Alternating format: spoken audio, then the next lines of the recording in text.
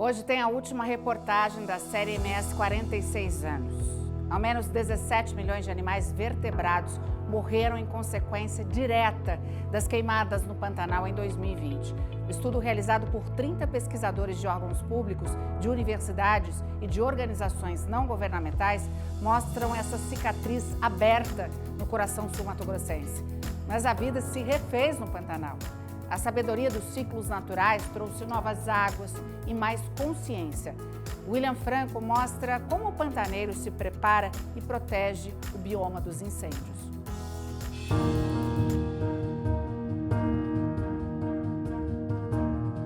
As piúvas floresceram na Estrada Parque, na Morraria de Piraputanga. De pertinho, parece um buquê de flores lilás. Em alguns pontos, o Pantanal se mistura com a florada do Cambará, um espetáculo visto do alto depois de uma cheia generosa. Um pouco à frente, o rio Salobra se achega ao mais barrento rio Miranda. É nesta região que a vegetação se transiciona de Mata Atlântica para os alagados pantaneiros.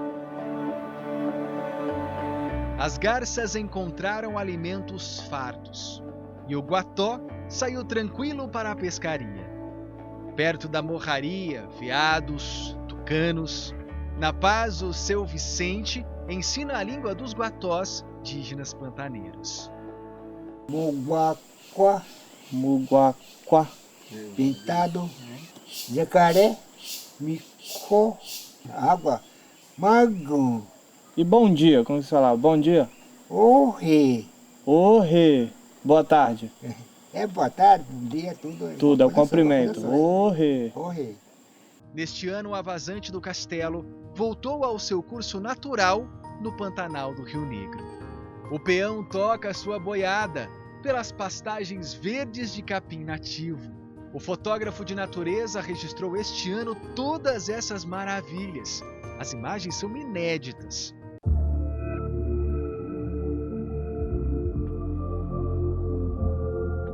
Mas em 2019, Luiz presenciou os incêndios no Pantanal. Pisou na lagoa esturricada na Serra do Amolar. Suas lentes presenciaram a maior ferida do Pantanal nos últimos 40 anos.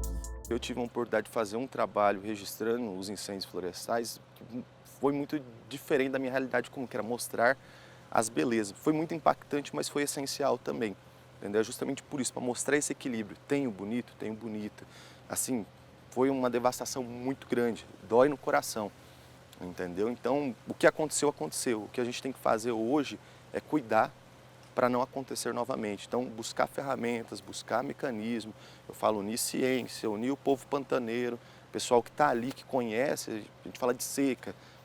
Durante as gravações, o pessoal falou, 40 anos atrás teve uma seca tão grande, porém não teve tanto incêndio, entendeu? Então, o que foi a diferença de 40 anos atrás para hoje? Daqui 40 anos pode acontecer de novo? Pode. Então, o que a gente já pode começar a fazer agora para evitar isso, entendeu? As imagens registradas correram o mundo, fizeram parte de documentários internacionais na Europa e renderam prêmios. Para registrar com essa precisão, Luiz, sul-mato-grossense, nascido em Dois Irmãos do Buriti, cursou biologia e colocou parte da sua alma pantaneira no olhar e no coração. Horas a pé ou de carro, com equipamento no ombro esperando os seus modelos silvestres. Aqui, eles aguardam um tamanduá. Os tamanduás fazem parte do projeto Órfãos do Fogo, Instituto Tamanduá Bandeira, para preservar essa espécie em extinção. Os bebês ganham colo e mamadeira até 1 ano e meio, depois dietas e cupins. Os biólogos ensinam o tamanduá a ser tamanduá. Esses são órfãos sobreviventes. Centenas de mamães morreram em 2020 e 2021. E a gente está aqui no Pantanal coletando amostra biológica para a genética dessas espécies ameaçadas de extinção, né, o tamanduá-bandeira, e criando aí um banco de fibroblasto para manter essa diversidade genética viva e poder manter essa espécie tão linda que é ameaçada de extinção, né? E que tem aqui uma exclusividade dessa espécie no Pantanal. É um dos lugares que a gente mais encontra tamanduá-bandeira no Brasil, é aqui no Pantanal. A professora pantaneira ouviu os pedidos das crianças para salvar os animais. Minha dor era muito grande porque criança pensa primeiro nos pequenos como eles, os animais. Professor, e os filhotes, e agora? O que vai virar da onça? Como que vai ser aqui para frente? Quais animais que vão ficar? Professora, não dá para acionar a Arca de Noé? Um aluno falou para mim isso. Pensa assim, você já está naquela comoção toda, o que você vai fazer? Você vai chamar ele, conversar com ele, pedir para ele conversar com a mãe. Olha, conversa com a sua mãe.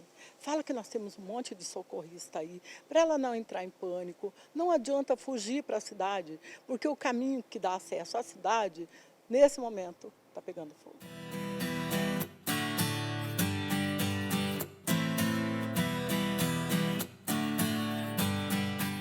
Hoje, os alunos e professores fazem parte de uma brigada de incêndio montada pelo Corpo de Bombeiros.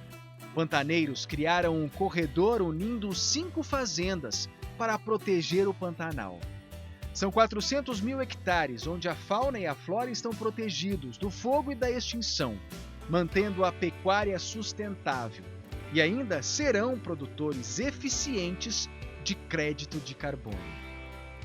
Ali tem muitas espécies importantes, né? As propriedades, por exemplo, tem o projeto das ariranhas, né? Que é um projeto muito antigo, nasceu ali na Fazenda Barranco Alto, né? Então ela está lá. Tem o projeto Onças do Rio Negro, tem o projeto com a arara azul, tem o projeto com o papagaio verdadeiro. Então, assim, é um berço de pesquisa ali. Então, os proprietários são muito preocupados, né, em fazer pesquisa, né, em incentivar a pesquisa para conhecer cada vez mais essa biodiversidade que é riquíssima do Pantanal. Preservar a natureza é extremamente importante, não só para os produtores rurais, né, mas para toda a sociedade, né? A gente se beneficia disso, né? Então, acho que como fala, é o momento da gente estar discutindo isso e trazer a bioeconomia para dentro da conversa como uma atividade econômica viável. Em primeiro lugar, eu acho que é muito importante continuar com a tradição pantaneira. Então, é isso que nós tentamos com a pecuária extensiva, né? Respeitando o pantaneiro em primeiro lugar.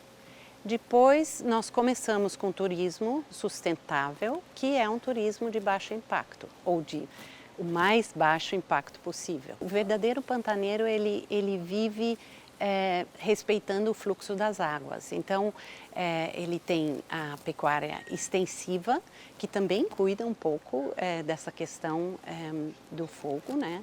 E depois, quanto ao fogo, são as regras de justamente fazer os aceros necessários para poder cortar o fogo quando ele vier, fazer barreiras contra o fogo, assim, aceros talvez um pouco mais largos, e juntar as forças no caso de um incêndio, né? Então, temos a Brigada Pantaneira nossa, que também a base dela é na Barranco Alto. Eu sou chefe de brigada. Me conta como é que é isso. É muito, muito legal. É uma coisa que a SOS Pantanal veio nos treinar, e os bombeiros, naturalmente, mas a SOS Pantanal organizou uma capacitação de nós todos.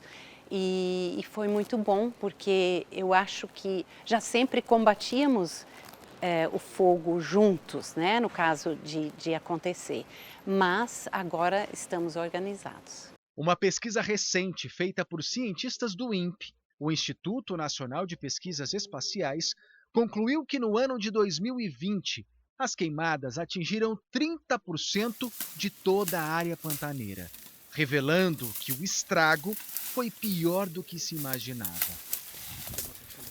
O estudo foi publicado na revista internacional Fire. Naquele ano, quase 17 milhões de animais vertebrados morreram em incêndios no Pantanal. Das queimadas de 2020 ficou o aprendizado. Em fazendas e reservas indígenas que estão em áreas mais isoladas do Pantanal, foram criadas brigadas permanentes para conseguir dar uma resposta mais rápida no combate ao fogo. Aqui no Centro de Monitoramento do Corpo de Bombeiros, a tecnologia é uma aliada. Nesta reserva indígena lá no Pantanal, a gente consegue identificar vários focos de calor. A partir de 2020, nós estabelecemos um núcleo de geoprocessamento de dados, onde a gente observa várias plataformas. Plataformas da NASA, do INPE, a gente fez um convênio com a constelação Planet da Polícia Federal e isso vai refinando cada vez essas informações. Mas não só isso, a gente corrobora também com as informações do IMASU. Então a gente consegue, de acordo com a propriedade rural, entrar em contato com os responsáveis por aquela área para a gente saber se está realmente acontecendo um incêndio ou não. E aí a gente dá uma efetividade melhor para as nossas equipes trabalhando a campo. Por quê? Principalmente na região do Pantanal. É uma região de difícil acesso, a gente às vezes só consegue acessar por barco, aeronave. Às vezes um deslocamento por embarcação no Pantanal leva 6, 7 horas para as guarnições chegarem no local de incêndio. Então a gente precisa melhorar cada vez mais essas informações. E sim, o monitoramento é um grande aliado. E não só isso, hoje a gente utiliza também no combate direto as aeronaves remotamente pilotadas, né, que são os drones. Miguel é soldado. Passa o dia monitorando as áreas pantaneiras pelo sistema de georreferenciamento. Nem o próprio fazendeiro tem conhecimento do foco de incêndio ou do foco de calor. Às vezes é numa área muito distante, ali próximo do Forte Coimbra, são áreas de difícil acesso, muito vastas, então a pessoa não sabe que está pegando. E o satélite acusa antes mesmo deles saberem. A gente entra em contato, o cara fala, pô, tá pegando? A gente, não, aqui consta um foco, o que aconteceu? Ele, não, vou verificar. Aí ele tenta em contato com alguém que está trabalhando lá, pede para a pessoa ir, às vezes a pessoa na direção já avisa, não, realmente tem um foco de incêndio aqui, nós não tínhamos conhecimento. E a nossa equipe já está sabendo, aí a gente já passa as informações, sempre tem alguém preparado para auxiliar os fazendeiros, a população. Até o fim deste ano, as queimadas estão proibidas no estado. Legislação que fez de Mato Grosso do Sul uma referência para outras localidades. No município de Corumbá, uma tecnologia similar passou a monitorar a Serra do Amolá, a área mais distante e também a mais preservada do Pantanal. Com auxílio de câmeras de monitoramento, o sistema identifica com atualização a cada 3 minutos a presença do fogo para dar início ao combate. Quando eu lembro de 20, eu confesso para você que aflora imagens que eu não vou esquecer jamais, né? Foram muito fortes, porque mais do que a vegetação, eu vi bando de macacos, bando de muitos pássaros morrerem naquela chama sem a possibilidade de sobreviver, porque era fogo com vento de 50 km por hora, e a capacidade humana se mostrou totalmente impotente, né? A natureza veio, através do fogo, dando uma demonstração de força que ela nos assustou e traumatizou. E, passado aí 3 anos,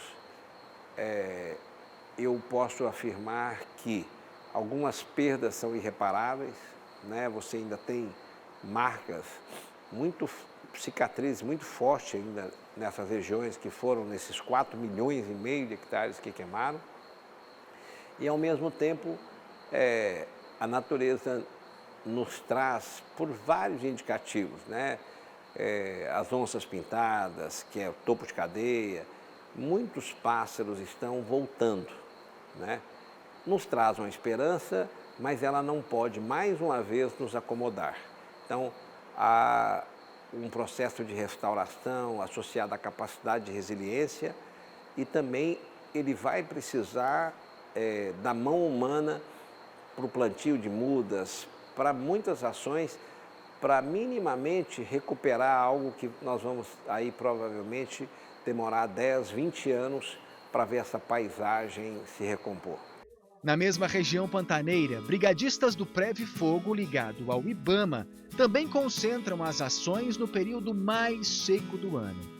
Para todas essas frentes de preservação e combate, o principal desafio a ser vencido no Pantanal são as áreas distantes e de difícil acesso. É uma atividade extremamente estressante, o brigadista não sabe o dia que ele vai, né? Nem o dia que vai, né? Porque a gente precisa, a partir do monitoramento e do acionamento, que a gente vai fazer o planejamento, iniciar o deslocamento, é extremamente necessário fazer um reconhecimento da área, então a gente ter brigadistas que conhece, que tem experiência nas ações de combate, é extremamente importante.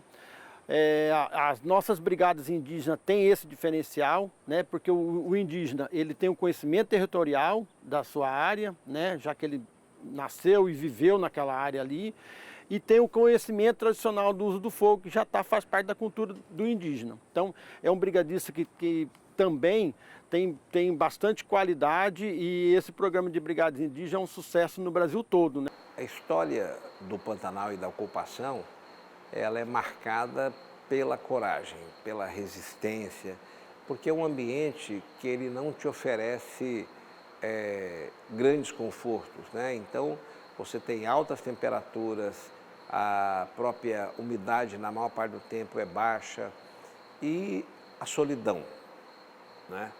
Então, o homem pantaneiro, né, que detém hoje, basicamente, o Pantanal, ele é forte no sentido de registro de história, porque mais de 85% estão conservados como no início, né, como no Gênesis. Então isso é muito rico, porque é uma história com 300 anos de ocupação, ainda mantém uma condição de conservação privilegiada. E ela é marcada por essa relação homem-natureza, onde o respeito aos limites sempre foi a motivação e o critério adotado pelo homem pantaneiro. Então, nós temos que tirar daí uma lição e ter uma admiração para essa história, porque ela é diferente do que aconteceu na maior parte do país e do mundo. Depois da seca severa, que durou 3 anos seguidos, ver a água correndo novamente no Pantanal é um alívio. Porém, dessa área já tão castigada pelo fogo, não dá mais para descuidar.